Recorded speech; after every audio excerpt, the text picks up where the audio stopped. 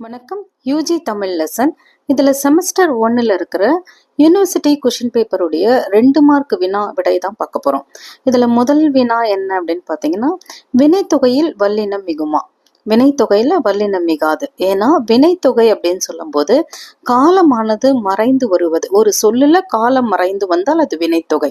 இப்போ என்ன சொல்லலாம் இதுக்கு உதாரணம்னா, ஊறுகாய் அப்படின்னு சொல்லும்போது ஊறிய காய், ஊறுகின்ற காய், ஊறும் காய் 3 காலங்களுக்கும் வரும். ஆனால் அது காலத்தை மறைச்சு வச்சிருக்கோம்.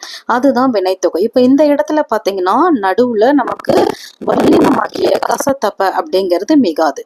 அப்போ வினைத்தொகையில் வல்லினமானது மிகாது.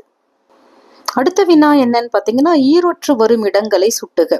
ஈரொற்று அப்படின்னு சொல்லும்போது 2 மெய்யெழுத்துக்களானது ஒன்றாக இணைந்து வருகின்ற இடங்களை சுட்டுவது. எடுத்துக்காட்டு அப்படின்னு பார்த்தீங்கன்னா மகிழ்ச்சி அப்படின்னு சொல்லும்போது அதில் 2 மெய்யெழுத்துக்களானது வருது. அதே மாதிரி பார்த்தீங்கன்னா புகழ்ச்சி, இகழ்ச்சி அப்படின்னு நம்ம சொல்லலாம்.